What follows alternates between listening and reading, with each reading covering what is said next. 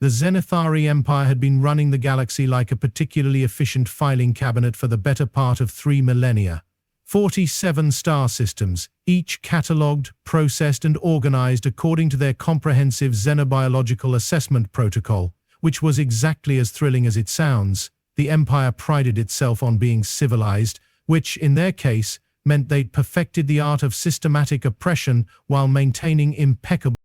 At the apex of this bureaucratic nightmare sat the Zenithari themselves, 12-foot-tall crystalline beings who communicated through harmonized frequencies and considered emotions a design flaw. They'd built their empire on the simple principle that intelligence could be measured by one's ability to fill out forms in triplicate, and naturally, they'd scored themselves highest on every metric that mattered. The galaxy's other species had been neatly categorized into 3 groups: useful, tolerable, and specimens. The Kithara, with their natural talent for engineering, were useful. The Vex, who at least had the decency to be predictably violent, were tolerable. And humans? Well, humans were specimens. Curious little creatures who'd somehow stumbled into space travel despite possessing the collective emotional regulation of caffeinated squirrels. The Zenithari Research Division maintained 17 facilities across their territory, each dedicated to studying the galaxy's more interesting species. They called it Advancing Galactic Understanding Through Controlled Observation, because apparently even torture needed a mission statement these days. The facilities were pristine, efficient, and completely soundproof, a design choice that definitely wasn't ominous at all. Dr. Kempf IV, the Empire's chief xenobiologist, had published extensively on the subject of human psychology. His most famous paper, Primitive Emotional Responses in Recently Spacefaring Mammals, had won the Galactic Academy's award for outstanding condescension.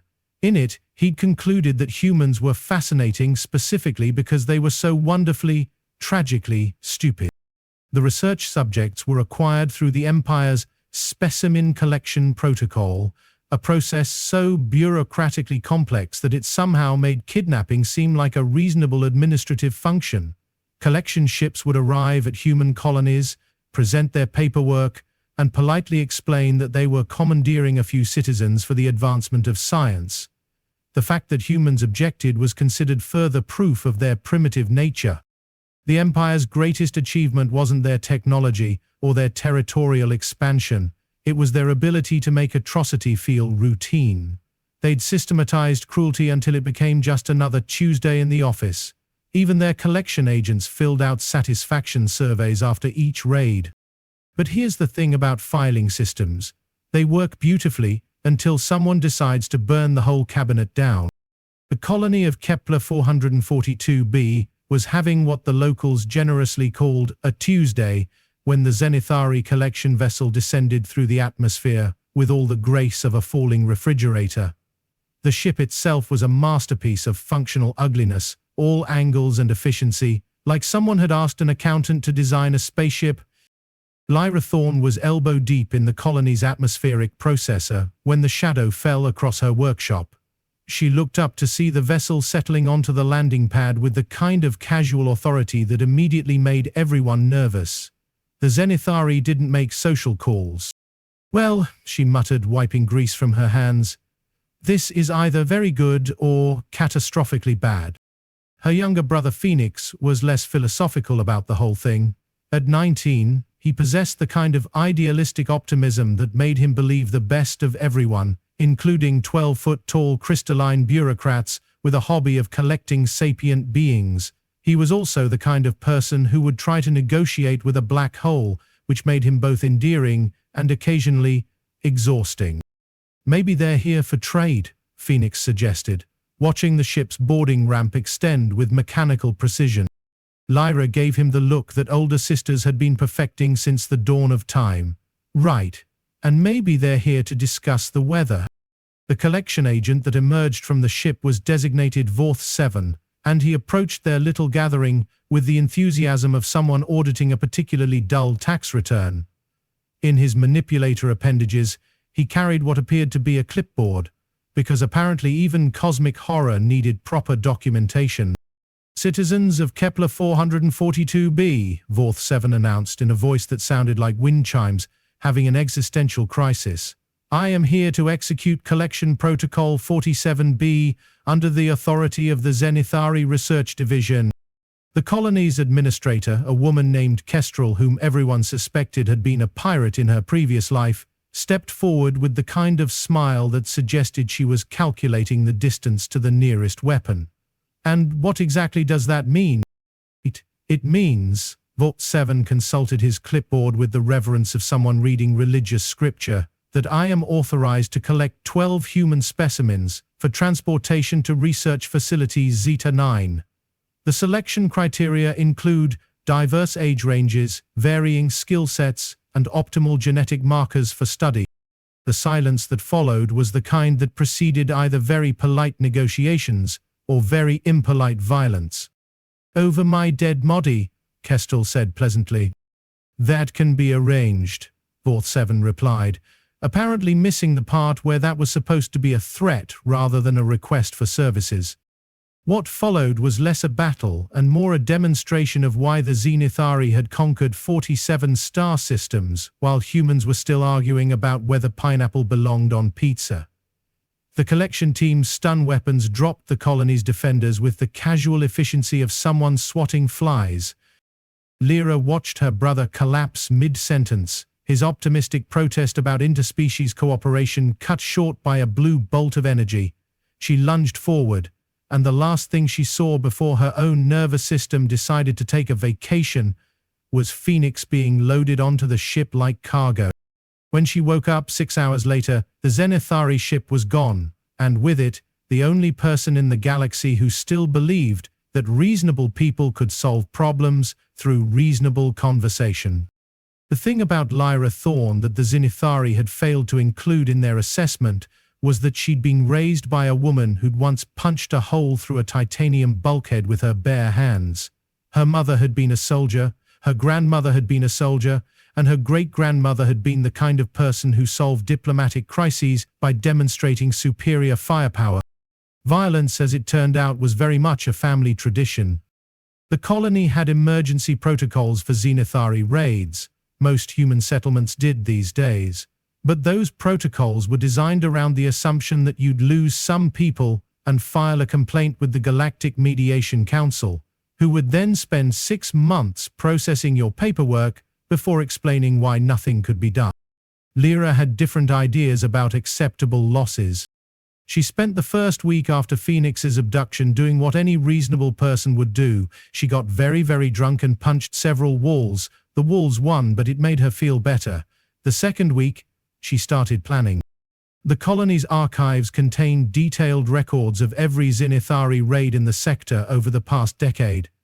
Lyra studied them with the kind of methodical intensity that her engineering professors would have recognized, and probably feared. She mapped patrol routes, analyzed ship configurations, and compiled a database of Zenithari research facilities that would have impressed their own bureaucrats. She also started building things, weapons mostly, but also scanning equipment, communication jammers, and what could generously be called infiltration tools. The fact that most of these devices were technically illegal under 17 different galactic treaties was, as far as Lyra was concerned, someone else's problem. Her first target was a Zenithari supply convoy passing through the Kepler system. The attack lasted exactly 4 minutes and left no survivors, which was both efficient and morally questionable. More importantly, it left her with a captured Zenithari transport ship and enough military-grade equipment to arm a small rebellion. The Empire's response was predictably bureaucratic. They filed a report, launched an investigation, and issued a formal complaint about unauthorized violence against legitimate research operations. What they didn't do was increase security or change their operational patterns, because that would have required admitting that their filing system had a design flaw. By the time the Zenithari realized they had a problem, Lyra had already hit 3 more convoys, 2 research stations, and a detention facility. She'd also acquired a small but enthusiastic crew of former specimens who'd decided that revenge was more satisfying than therapy. The galaxy's most organized empire was being systematically dismantled by someone who'd learned military tactics from her grandmother's war stories and engineering from fixing atmospheric processes. Admiral Korrath 9 was the kind of Zenithari who'd climbed the ranks by being exceptionally good at killing things efficiently.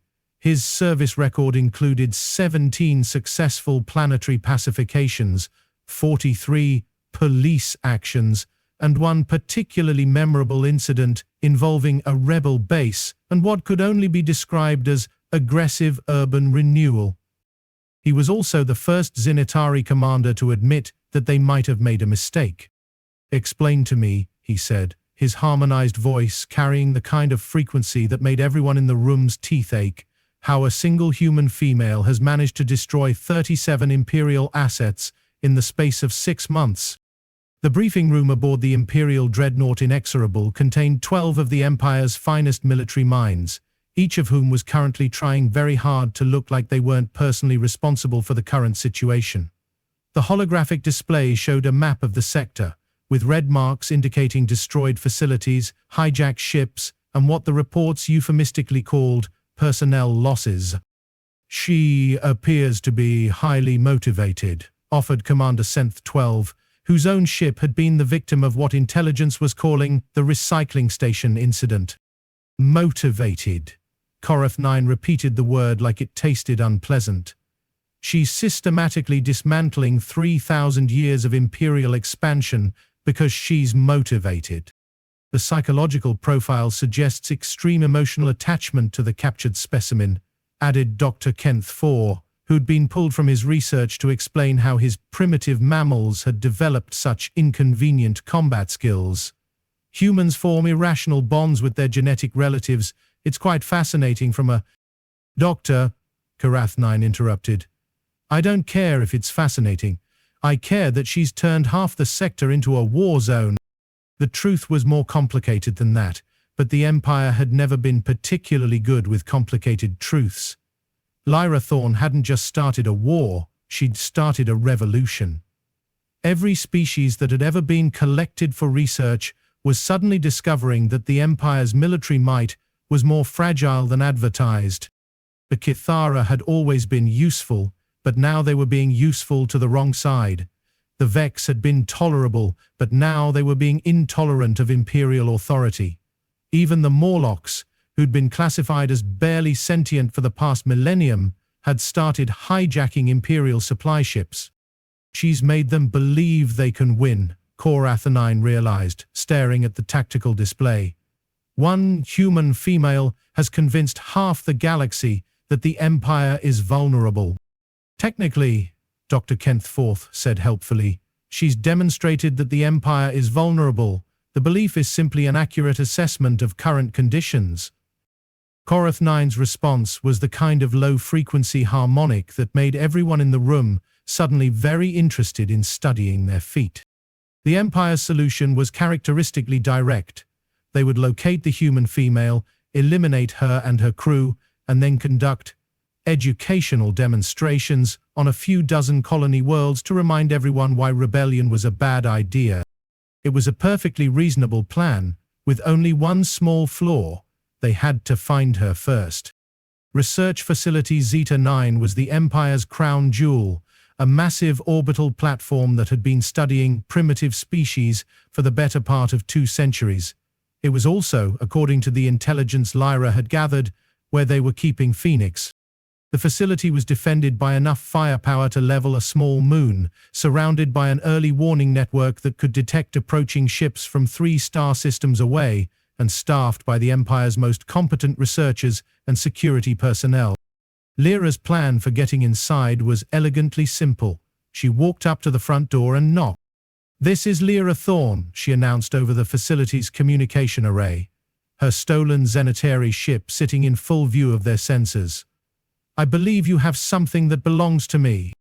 The response was immediate and predictable. Defense platforms swiveled to target her ship, security alerts echoed throughout the facility, and someone, probably Dr. Kenth 4's replacement, began organizing what would undoubtedly be a very stern lecture about proper protocol for specimen retrieval.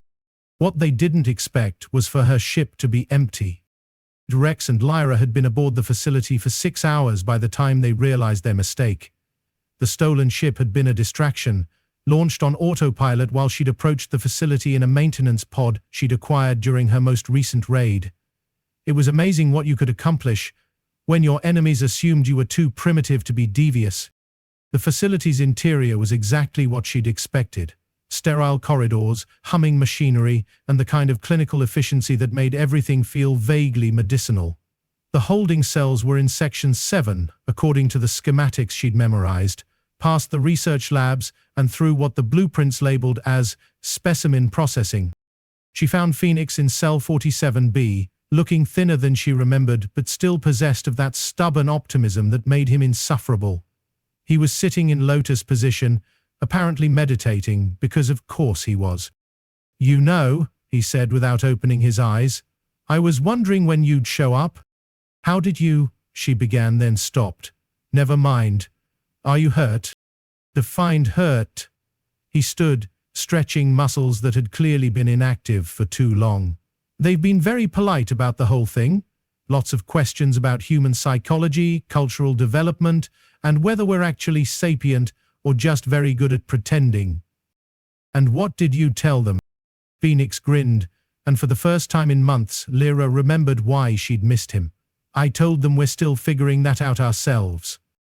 The escape plan was supposed to be simple: get Phoenix, get out, and disappear into the vast emptiness of space before the Empire could organize a pursuit. But the thing about plans is that they rarely survive contact with the enemy, or in this case, with Phoenix's conscience. "We can't leave the others," he said, standing in the corridor outside his cell with his arms crossed. "The other specimens. There are 47 of them in this facility alone. Different species, different worlds, all taken for the same reason I was." Lyra stared at him. "You want to rescue 47 aliens?" "I want to rescue 47 people." "Phoenix, we don't have time for a humanitarian mission. Every second we stay here increases the chances of—" "Then we'd better hurry." That was how Lyra found herself leading a jailbreak that included 2 Kithara engineers, 6 Vex warriors, 12 Morlocks who communicated entirely through interpretive dance, and 27 members of species she'd never heard of, but who seemed enthusiastic about the concept of violent revenge. The escape itself was less elegant than she'd hoped. Alarms blared, security forces converged on their position, and someone, probably Dr. Kinth 4's replacement, was announcing over the intercom that unauthorized personnel were violating 17 different research protocols. But here's the thing about the Empire's security forces. They'd been trained to handle individual escape attempts, not coordinated rebellions led by someone who'd spent the last 6 months studying their tactical doctrines. Lyra had learned to think like a Zenithari, which meant she could anticipate their responses and plan accordingly. She'd also learned to fight like a human, which meant she could do things that their tactical doctrines said were impossible. The facility's defenders found themselves facing an enemy who used their own corridors against them, turned their security systems into weapons, and demonstrated a distressing tendency to make things explode at precisely the wrong moment.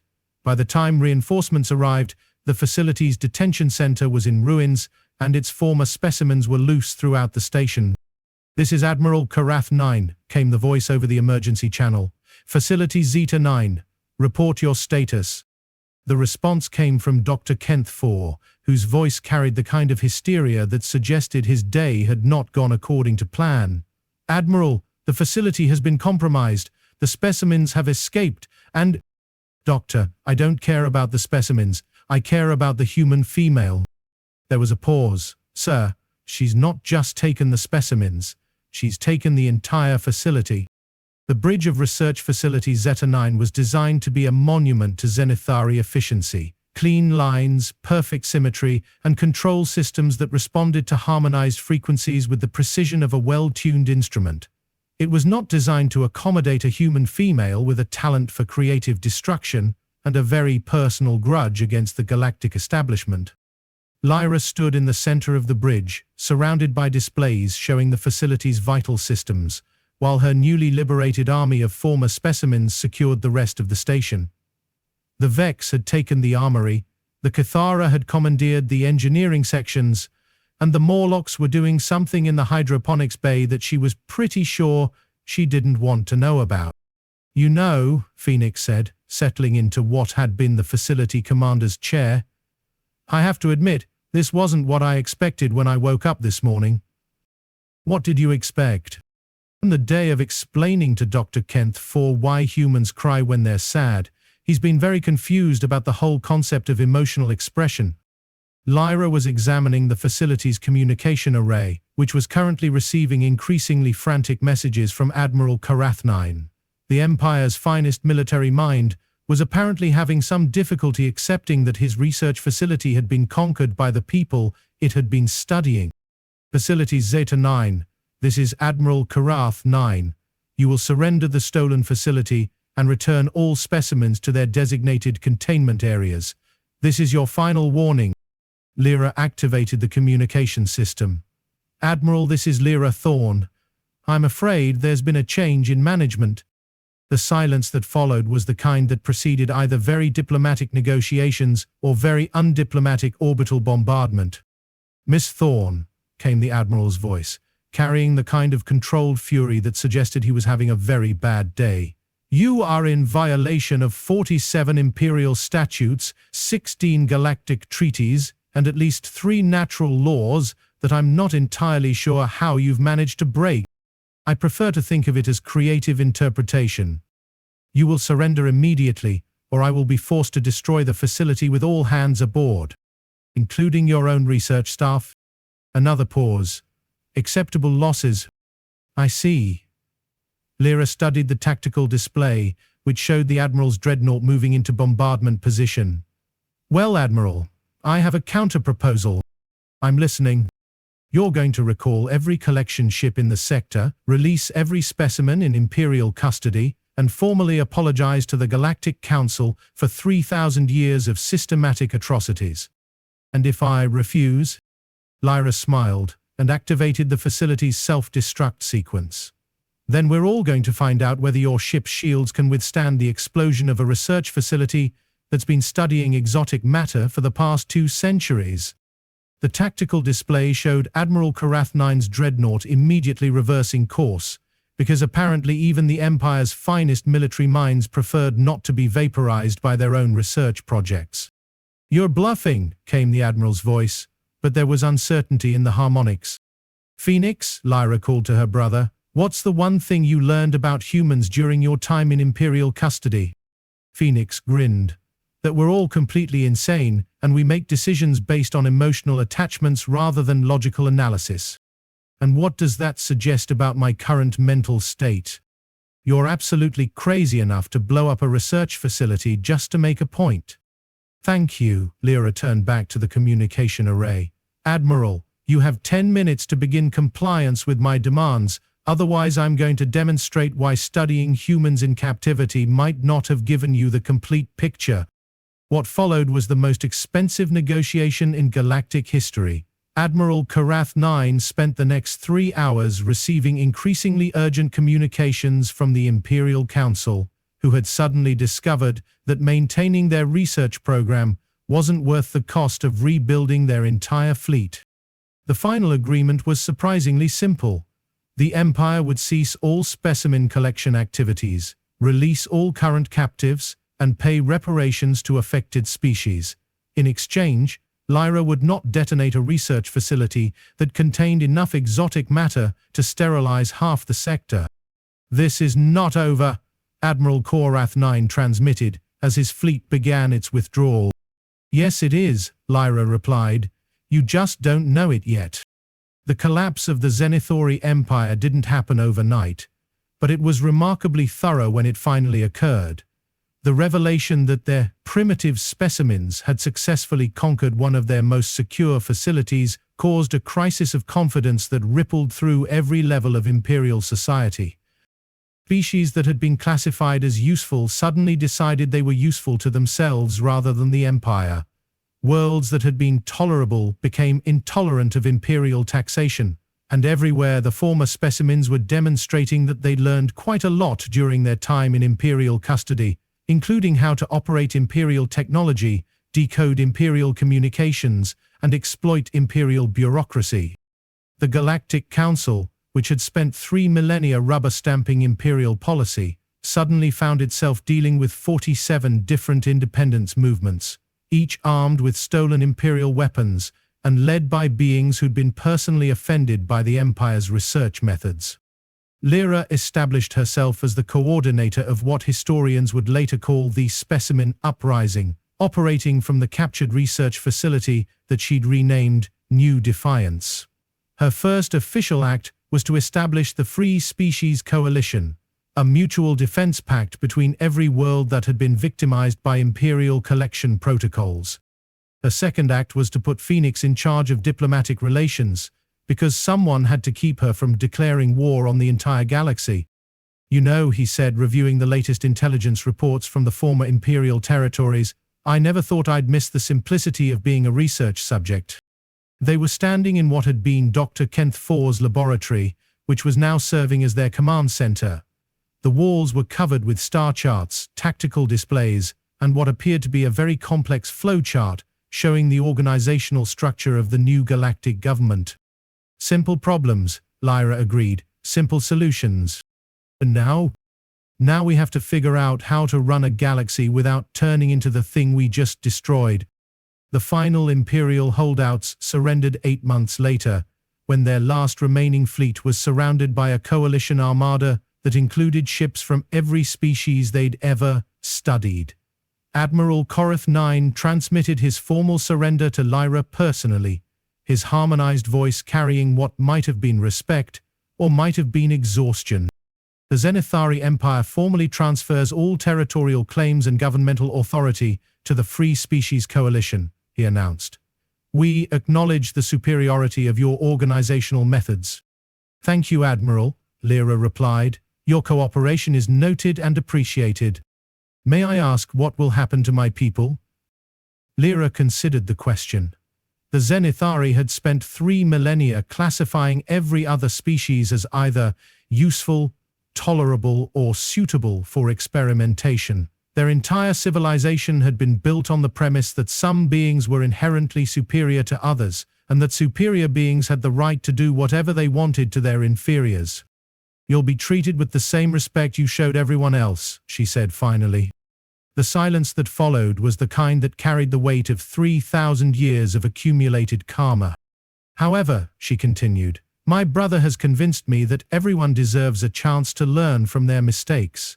The Zenithari people will be relocated to a single system, where you'll be free to rebuild your civilization according to whatever principles you choose. You'll be monitored but not harmed. And if we refuse, then you'll be treated with exactly the same respect you showed everyone else." Admiral Korrath 9's response was a harmonized frequency that might have been laughter or might have been despair. 5 years later, the Free Species Coalition had grown from a desperate alliance of former victims into something that almost resembled a functional government. Almost. There were still 47 different species trying to agree on everything from tax policy to the proper way to address interspecies correspondence, but they were doing it through diplomatic conferences rather than military conquest. Lyra had officially retired from active leadership, leaving the day-to-day governance to beings who were better suited to the tedious business of democracy. She'd returned to Kepler 442b, where she'd rebuilt the atmospheric processor that had been damaged during the original Zenithari raid. Phoenix had stayed in the capital, serving as the Coalition's Secretary of Interspecies Relations, a job that apparently required someone who could speak 12 different languages and had an infinite capacity for patience with beings who communicated through interpretive dance. "Any regrets?" he asked during one of their weekly communications. Lyra looked out at the colony's rebuilt structures, where humans and Kithara and Vex and even a few reformed Zenithari worked together on projects that would have been impossible under the old system. It wasn't perfect. Nothing involving 47 different species ever was, but it was better. "I regret that it took so long," she said finally. "The Empire had been around for 3,000 years. I'd say 6 months was pretty efficient. I regret that anyone had to die for it." People were already dying, you just made sure it was the right people. Phoenix had always been better at moral philosophy than she was. But then again, he'd also been better at believing that people could change, that systems could be reformed, and that the universe was fundamentally fair if you just gave it enough time. He'd been wrong about that last part, but he'd been right about everything else. The galaxy was a different place now, not perfect, not peaceful, but different. The strong still preyed on the weak, but they had to be more creative about it. Bureaucracy still existed, but it was bureaucracy in service of beings who had a say in how it operated. And somewhere in the former imperial territories, 47 species were learning to live with each other instead of being catalogued by their superiors. You know what the really funny part is? Lyra said, watching a group of Morlock children play with human kids in the colony's central plaza. What's that? The Empire spent 3,000 years studying primitive species to understand what made them dangerous.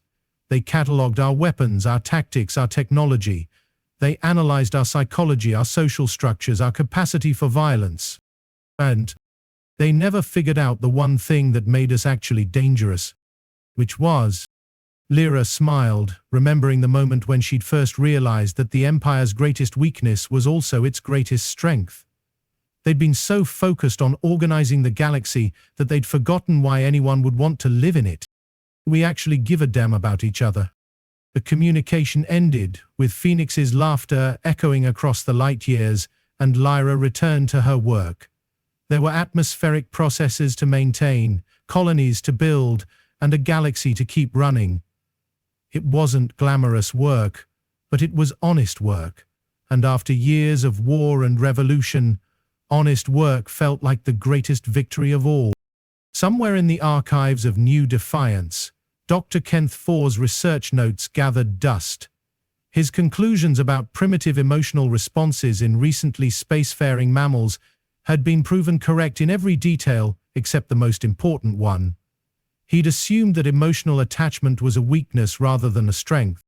The galaxy was still learning to correct that mistake. And in the end, that might have been the most human thing of all. The stubborn, irrational, completely unreasonable belief that things could be better than they were, and that someone should probably do something about it. Even if that someone was just an engineer from a backwater colony who'd gotten very, very angry about the proper way to treat family.